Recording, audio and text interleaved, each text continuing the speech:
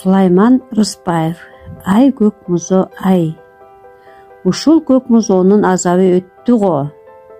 Бүгүн да эйип кетти. Энесинин жолун карап турат. Келер маалында билгеничи, Азамат көк музого жетип карады.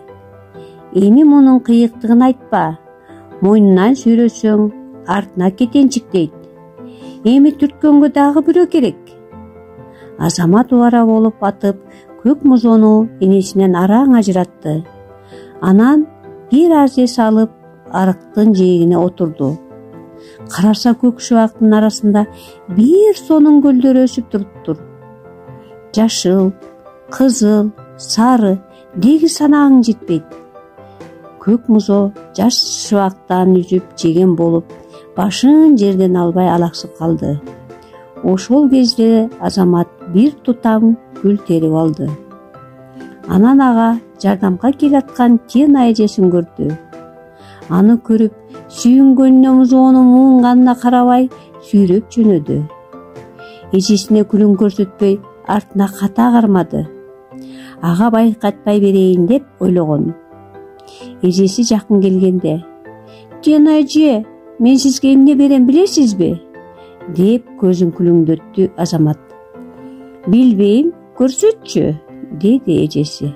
"Мына, сиздин туулган күнүңүзгө белек кылайын деп атайын терип алгам." Караса баягы терип алган гүлдөрдүн бири жок.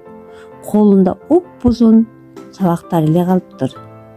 Көрсө Азамат гүлдөрүн артка катып кармап келатканда көк музо жеп салыптыр. "Ай көк музо, ай."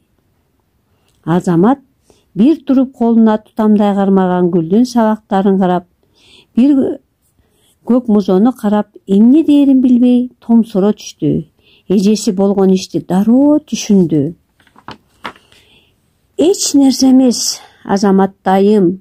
Көзүнө көрүнгөндүн баарын жей берет. Ал дагы көк музонун адаты эмеспи? Ал ошондой соркок", деди эжеси бөбөгүн жооткотуп.